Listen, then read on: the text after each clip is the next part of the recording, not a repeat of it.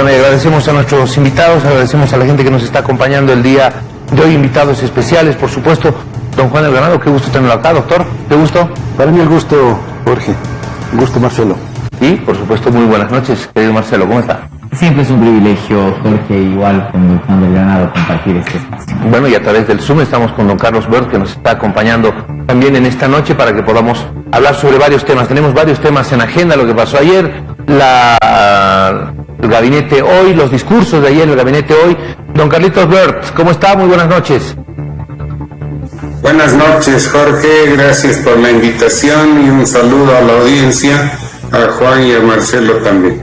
Muy bien, muchísimas gracias. Como usted verá, estamos con tres personas que realmente nos van a aportar muchísimo en el análisis. Comienzo con el doctor Juan del Granado, para que vayamos viendo, vayamos haciendo una mirada de lo que pasó el día de ayer, 8 de noviembre. Los discursos, el primer discurso de Choquehuanca, que ha sido elogiado por varios sectores, y posteriormente el discurso de Arce. ¿Cómo ve usted estos dos momentos que se vivieron en la Asamblea Legislativa?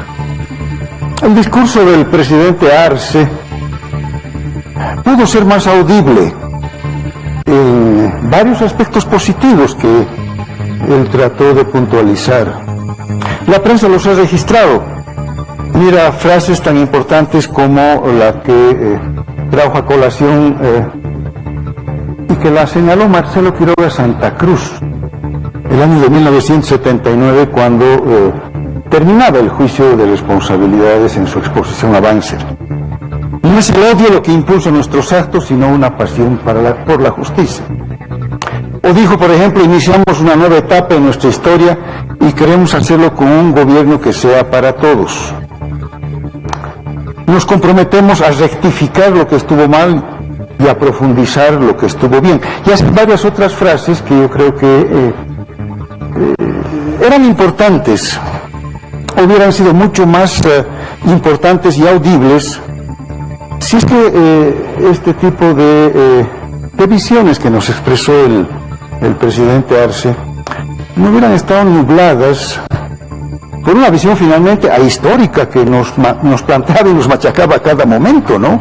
Hablando de los 11 meses del gobierno transitorio como los causantes de todos los problemas del país, como los causantes especialmente de la grave crisis que vive el país.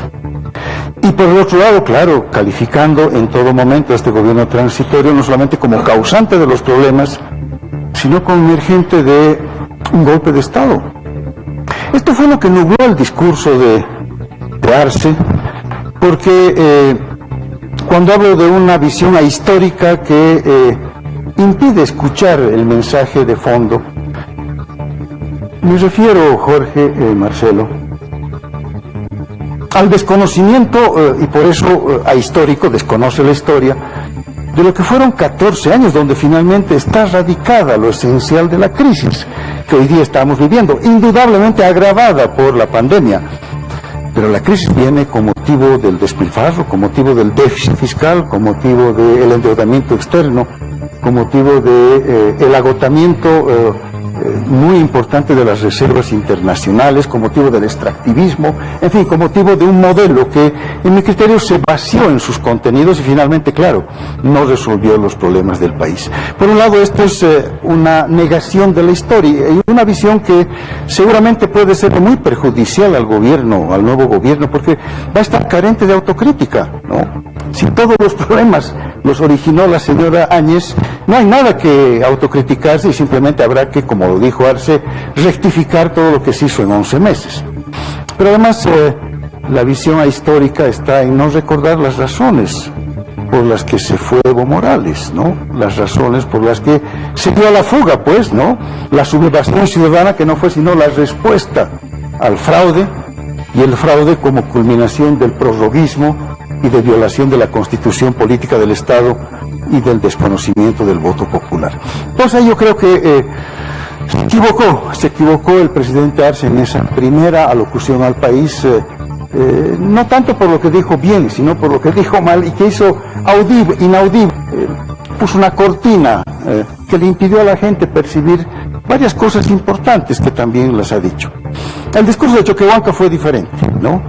Ha apelado él como siempre sabe hacerlo, a esta visión filosófica originaria, que es muy importante, que es muy sabia, que es muy rica, pero que no puede quedarse otra vez en generalidades, ¿no?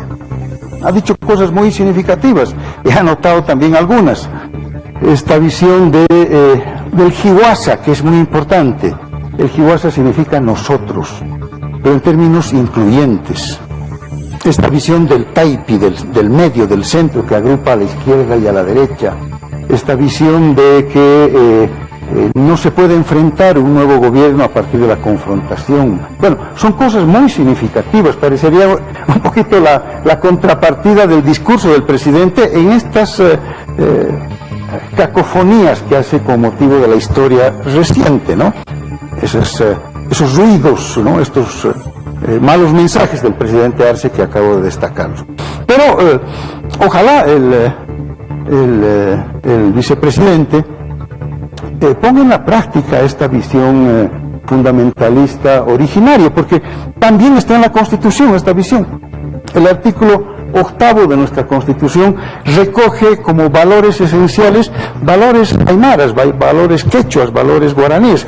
El artículo 8º es muy claro, y muy poco de ese artículo 8º se ha puesto en la práctica desde el año 2009, fecha de aprobación de la Constitución. La Masúa, la Maquella, la Mayuya, el Sumacamaña, en fin, todos estos conceptos que hacen a los valores originarios están en la Constitución, pero no se han llevado a la práctica, y entonces yo creo que se ha puesto un autodesafío a nuestro vicepresidente, el vicepresidente David Choquehuanca, porque él va a presidir una asamblea, donde efectivamente necesitamos que él se sitúe en el Taipi, en el centro, y congregue pues a estas dos fuerzas, una mayoritaria y una minoritaria, ambas constitutivas del Parlamento, y dé marcha atrás en estas pésimas señales de eliminar en el reglamento de debates los 2/3 y por tanto en el intento de minimizar al máximo la acción opositora en un lugar que es de deliberación, y ojalá en un lugar que pueda y deba ser de formulación conjunta de políticas estatales plasmadas en leyes, en fiscalización y en investigación. Muy bien, muchísimas gracias, doctor. Marcelo, ¿cómo viste tú, a ver, estos dos momentos? Hubo frases muy importantes que dijo Choquehuanca, algunos mensajes que mandó David Choquehuanca.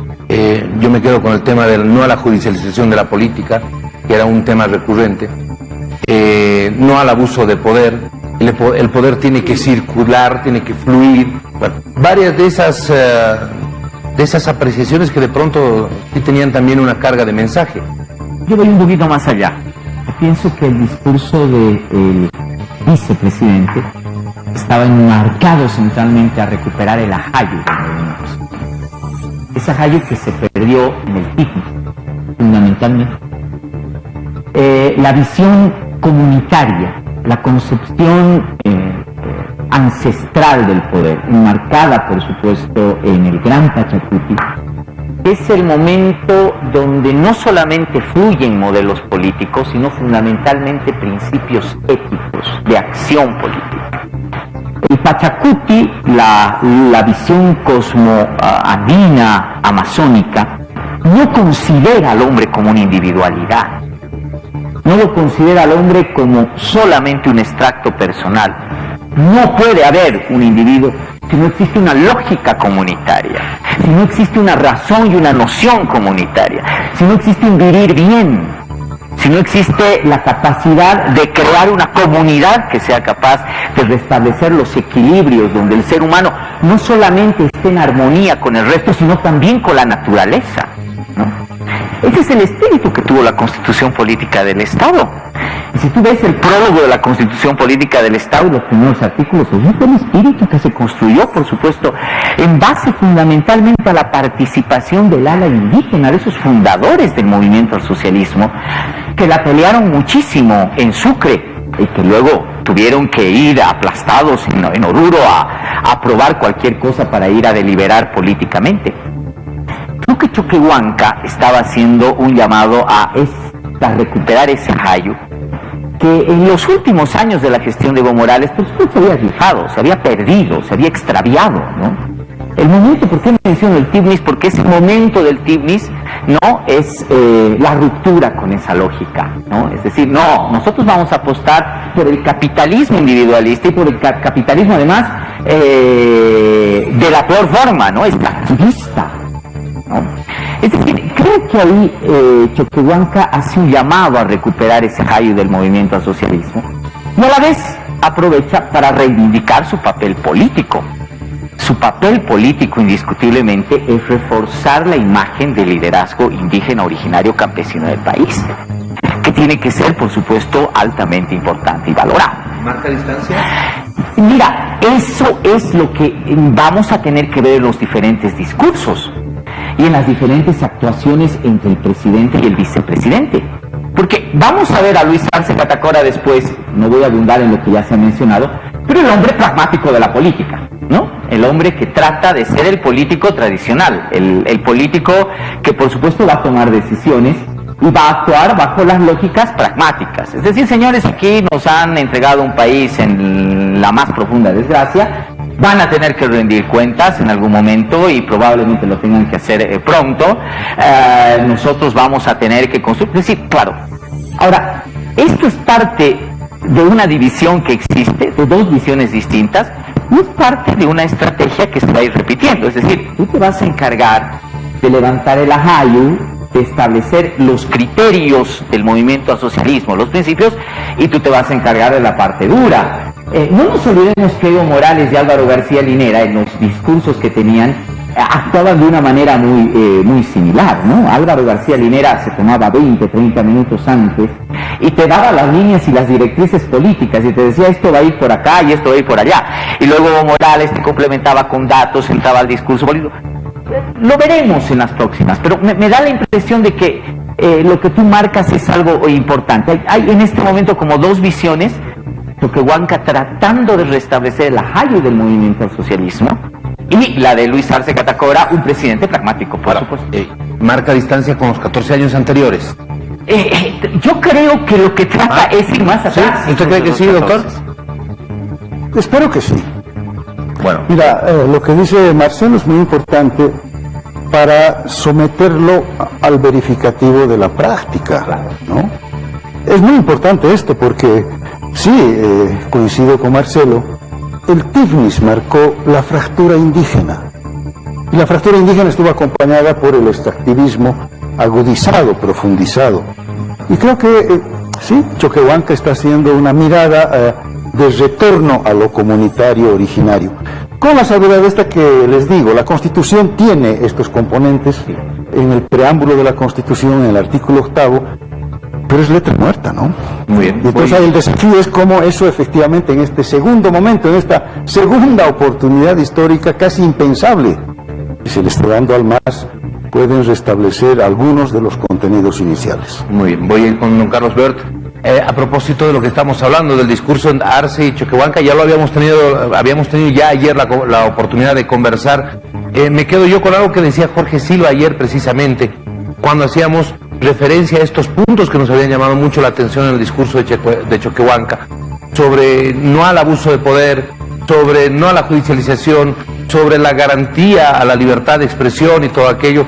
Jorge Silva, concejal del Movimiento al Socialismo, decía, es un reconocimiento de los errores. Al hacer un reconocimiento de los errores es un plantear hacia adelante las cosas.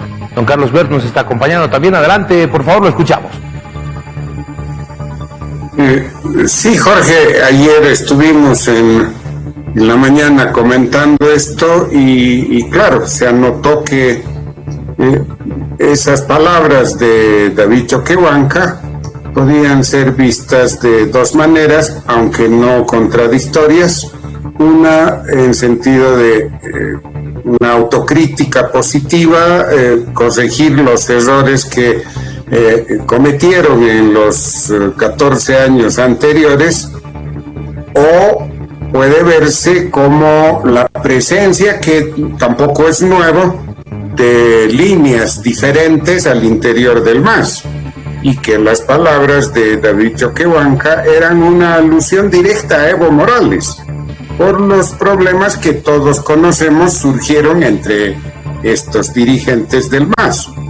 Bueno, sea como fuese, hay un elemento positivo y también hicimos notar mejor que en efecto David Choquehuanca mostró la cara concertadora, la línea del diálogo, la unidad, la metáfora que utilizó de la posibilidad del vuelo del cóndor, cuando solamente el ala izquierda está alineada con el ala derecha, es una metáfora de concertación plena, aunque en la práctica de muy difícil concreción, ¿no? No es fácil concertar derecha e izquierda, y menos en esta época, pero la cara de la concertación es David Choquehuanca. Es natural que sea él, porque tiene que concertar en la Asamblea, mientras que Arce no requiere tanta concertación en el Ejecutivo. Y coincido, lo dijimos ayer, coincido con Marcelo, falta saber si también la diferencia entre Arce y David Choquehuanca muestra la presencia de las líneas, porque recordemos que Arce es candidato puesto por Morales. La presencia de ambas líneas, o se trata de un diseño operativo, ¿no? De ponerse de acuerdo, la cara del bueno y la cara del malo, ¿no? Falta saber, eso veremos en la práctica. Lo que a mí me preocupa, Jorge, es la parte que le corresponde a Arce, ¿no? Unos datos en la línea del análisis de contenido. El discurso de Arce duró como 30 minutos, y de esos 30 minutos, 15 minutos estuvieron dedicados a impugnar al gobierno transitorio. Vamos a coincidir que ese gobierno necesita ser impugnado, sobre todo algunos de sus ministros como Murillo y López, el de Defensa, que han marcado en términos absolutamente negativos y terminaron arrastrando a la presidenta Áñez y a todo su equipo en el desprestigio y al proceso político.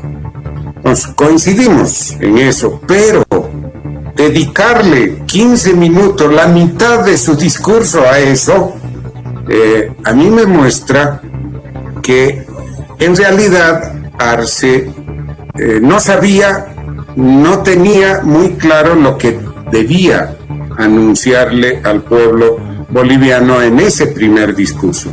Porque, ¿qué es lo que esperábamos los y las ciudadanas y toda la población? ¿Qué esperábamos? Estamos viviendo con la angustia de la pandemia, que si viene el rebrote, no viene, y qué magnitud va a tener. Y oiga, si viene el rebrote, ¿qué? Nuevamente cuarentena rígida, otros 2 meses o 3. ¿No? Es una angustia permanente. Estamos atemorizados por la crisis económica, la recesión, la gran cantidad de familias apenas tienen para comer. Entonces, lo que esperábamos era líneas claras del ministro que manejó la economía durante 12 de los 14 años. Muy bien. La gente finalmente votó por Arce, entre otras cosas por esto, y no nos dijo nada de lo que van a hacer hacia adelante. Se limitó, y ese fue su aporte, también radical, se limitó a hacer un breve diagnóstico del estado de situación, que déficit fiscal, que déficit en el TGN, que caída de las reservas internacionales netas, que había aumentado la deuda externa, casi responsabiliza al gobierno de Yanine Áñez de toda la deuda externa. O sea, se quedó en eso. Y nos ha dejado, Jorge, esta enorme duda, ¿no? De manera que cierro con esto. Sí, Luis Arce y David Choquehuanca representan, de un lado, renovación frente a Morales y García Linera.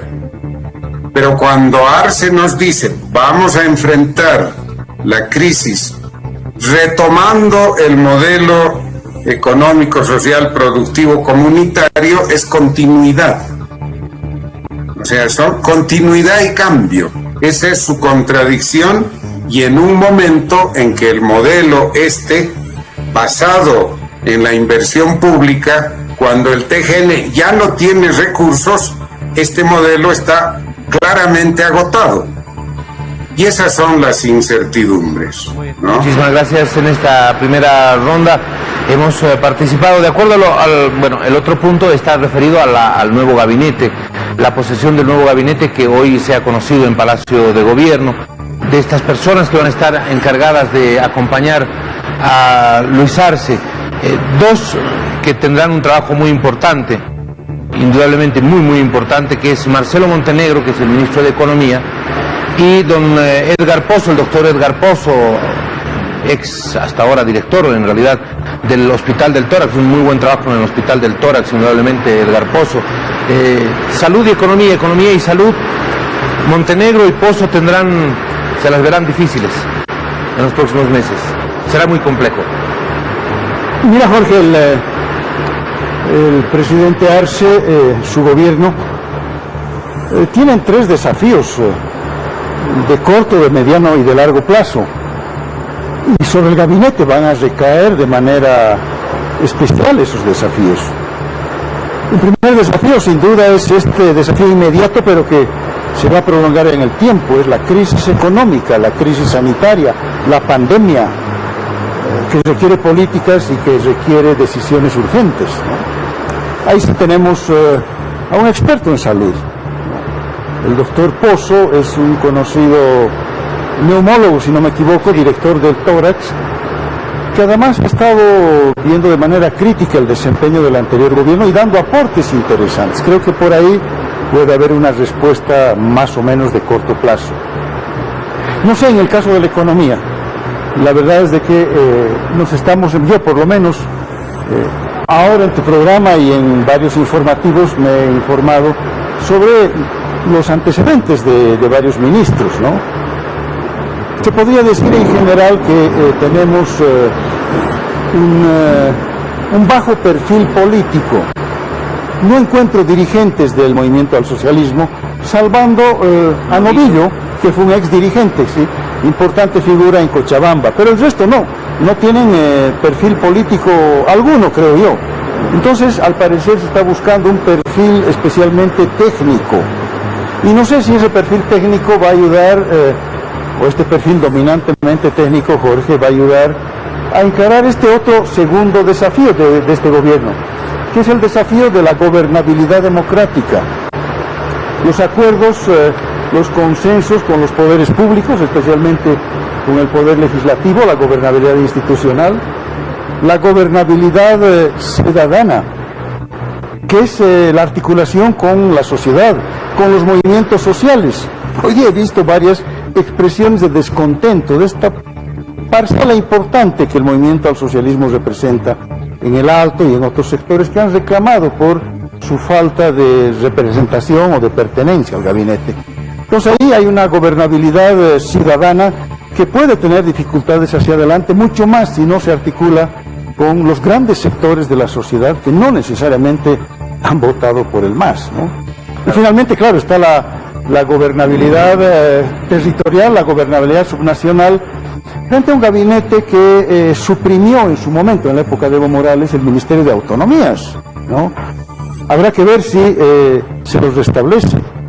La ley orgánica del Poder Ejecutivo viene del año 2006, durante el segundo gobierno del primer gobierno de Evo Morales, ¿no? Habrá que ver cómo se reconfigura esto, porque el desafío de la gobernabilidad subnacional, territorial, es otro desafío fundamental. Y finalmente, claro, está el desafío enorme de la renovación, ¿no?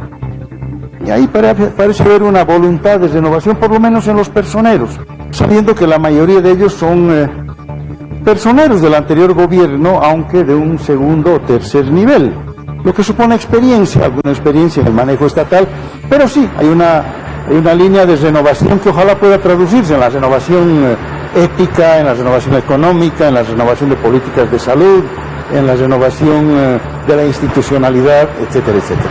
Creo que tenemos un gabinete que tiene pocas mujeres, un gabinete que no parece tener una representación indígena directa, aunque sí hay gente que tiene orígenes importantes como Huanca, Quelca, Maita. Rogelio Maita. Rogelio Maita, además, es una personalidad del mundo jurídico y de los derechos humanos muy significativa, a quien yo he valorado durante todas las oportunidades en las que hemos trabajado conjuntamente, ¿no? Yo he sido testigo de Rogelio Maita en los juicios que él encaminó tanto en la Corte Suprema de Justicia como en los tribunales norteamericanos con motivo de las masacres del año 2003, ¿no? Entonces sí hay una representación indígena, pero no sé si es el gabinete el mejor lugar para las distintas representaciones, ¿no? Sí, el gobierno de Evo Morales ha cuidado eso en muchos momentos, ¿no? Gente que representaba al oriente, gente que representaba al occidente, mujeres, jóvenes.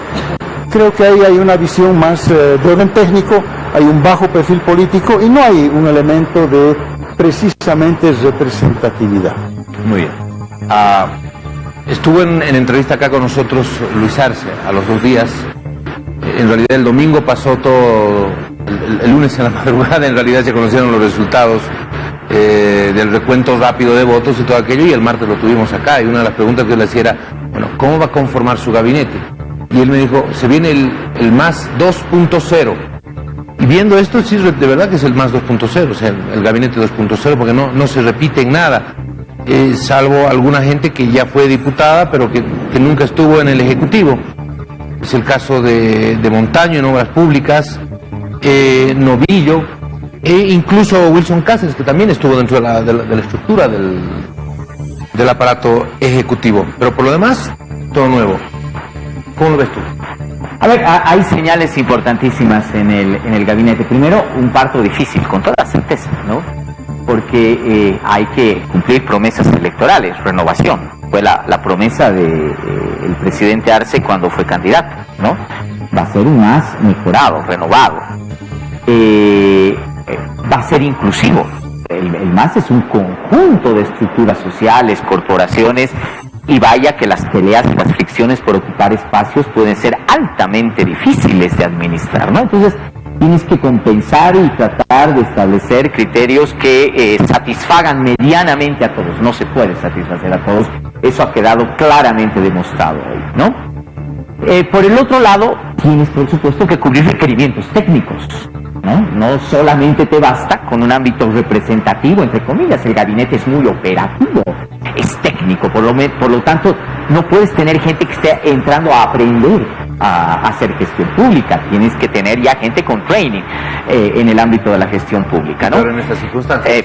Más aún en estas circunstancias, ¿no? Entonces creo que de alguna manera Luis Arce Catacora ha tratado de establecer ese equilibrio, ¿no? Tienes gente con un rostro nuevo, ¿no? Que ha tenido un perfil bajo en las anteriores instancias gubernamentales, que demuestra indudablemente juventud. Tienes gente de muchísima confianza de él en los cargos públicos.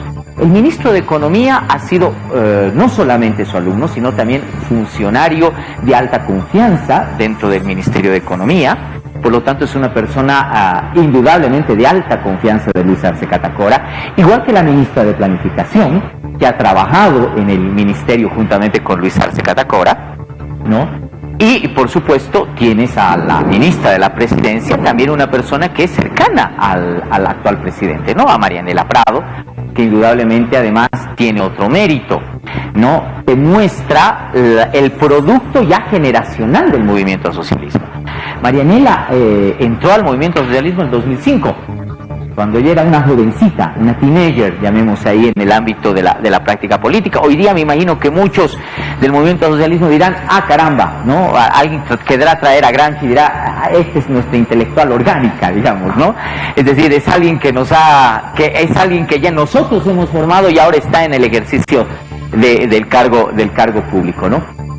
No has solamente compensado eso, también tienes ahí gente de confianza de Evo Morales, y del anterior círculo, con un perfil bajo, Edmundo Novillo.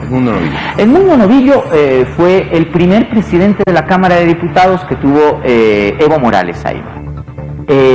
Fue un presidente que creo que estuvo 3 gestiones consecutivas, legislativas. Luego fue gobernador de Cochabamba, un hombre de muchísima confianza de Evo Morales, especialmente de ese entorno que tuvo varios años el control. Lamentablemente tuvo una enfermedad y eso lo alejó, pero luego creo que volvió a un perfil bajo. Y tienes, por supuesto, también la compensación de la dirigencia social. Más allá de los méritos que hace el doctor Maita, indiscutiblemente fue una ficha importante en la jugada que hizo el Alto y por supuesto la campaña en el Alto. Tienes gente intercultural, especialmente en Pando y en Santa Cruz, ¿no? 2 ministros que ocupan esos espacios. Ahora, para finalizar la idea, 2 detalles que no dejan de ser importantes. Primero, es un gabinete que no tiene, a diferencia de los últimos gobiernos, la tendencia de tener mujeres u hombres fuertes, superministros, ¿no? No tienes un Juan Ramón Quintana, no tienes el perfil de un Juan Ramón Quintana en el gabinete, no tienes el perfil de un Héctor Arce en el gabinete, no tienes un perfil de un hombre fuerte, ¿no? Que pueda llegar a ser la especie del superministro, ¿no? Y si tú quieres ponerlo más cerquita, no tienes la característica ni de un Murillo, ni de Erco Núñez, etcétera, ¿no?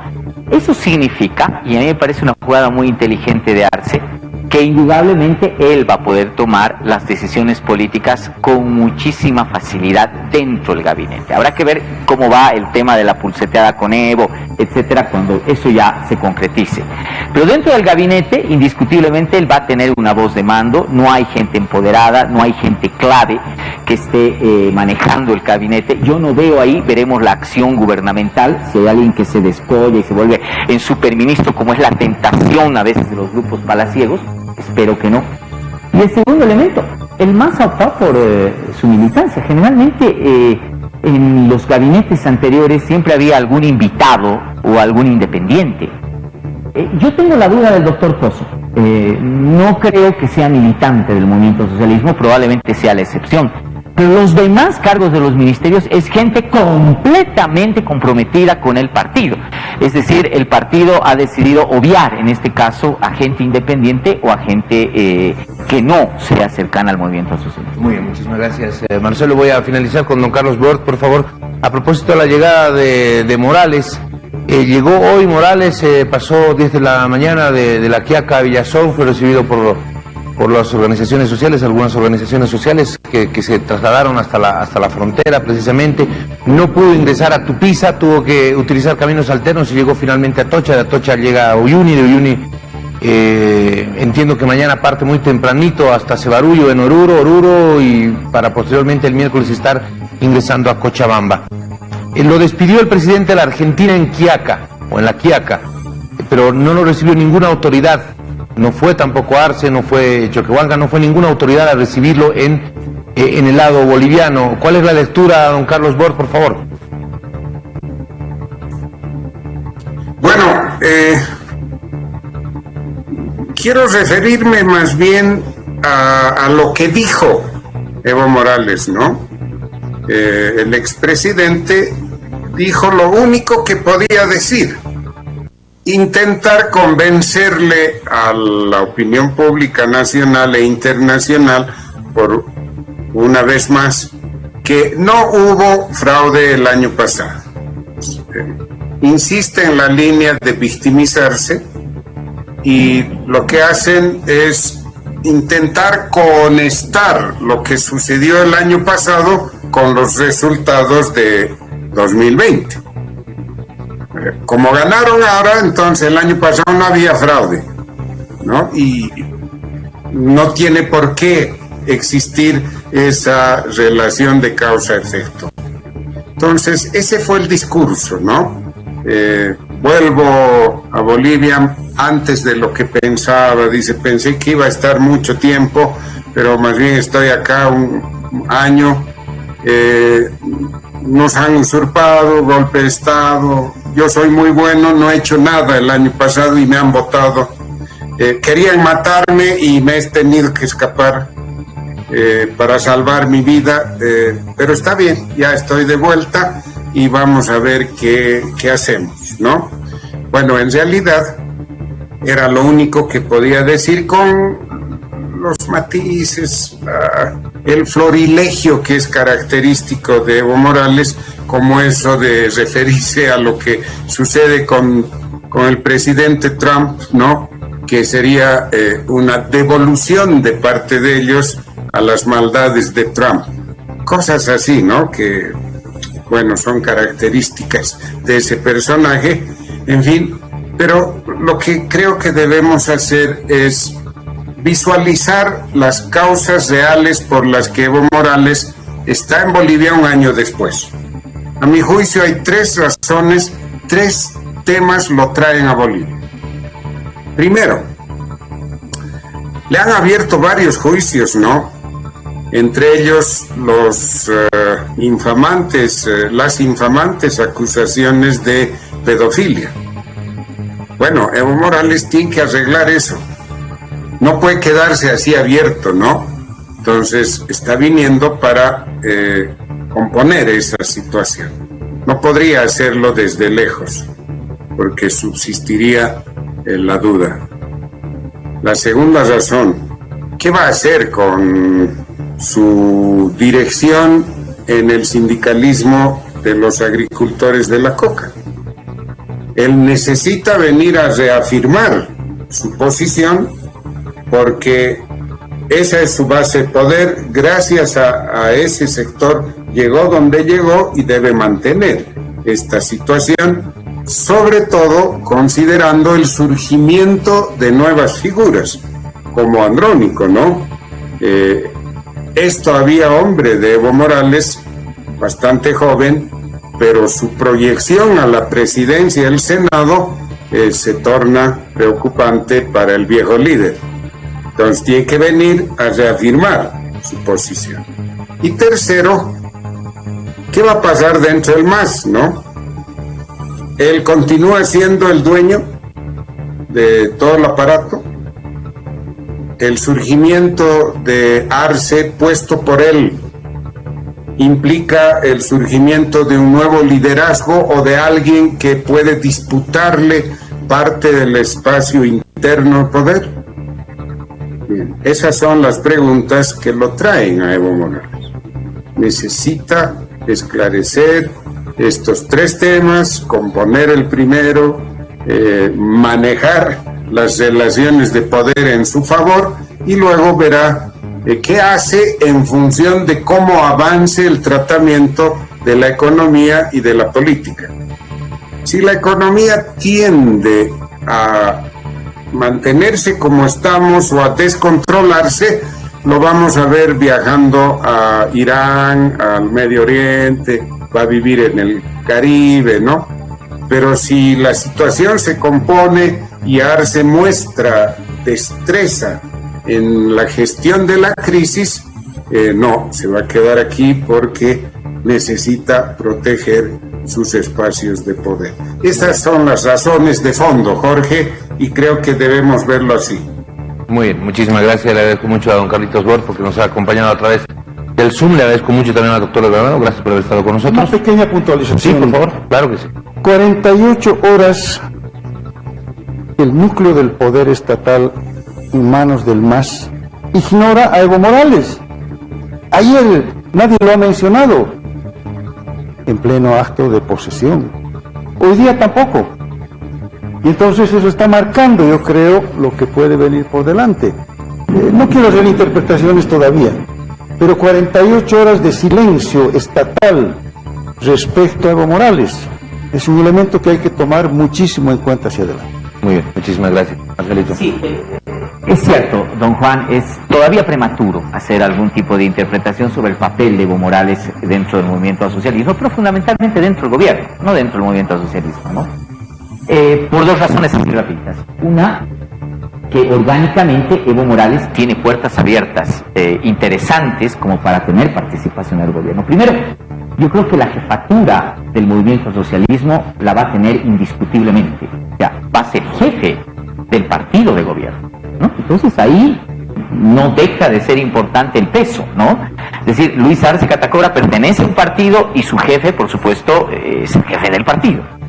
Y la segunda es de que, a diferencia de un poquitito lo que lee Chali, yo creo que Leonardo Loza y Andrónico han sido removidos estratégicamente. Se los ha llevado al mundo de la política parlamentaria, porque yo creo que Evo Morales ahora tiene el camino libre para retornar a la dirigencia de los cocaleros del Trópico. Y por esa vía, no te olvides tú, Jorge, que el MAS tiene un gabinete paralelo. Ese gabinete paralelo es el CONALCAM. Evo Morales se reunía el miércoles con sus ministros y el martes se reunía con el CONALCAM, sí. ¿sí te acuerdas, no? Sí. Y el CONALCAM influye en las decisiones políticas del gobierno, en las determinaciones de políticas públicas. Imagínate Evo Morales, dirigente del sector cocalero otra vez, va a tener ahí una entrada muy, pero muy importante. Son elementos que yo creo que se pueden empezar a esgrimir, pero claro, todavía es muy temprano ver si realmente Evo Morales va a tener o no va a tener una influencia real en la toma de decisiones políticas del Istmo.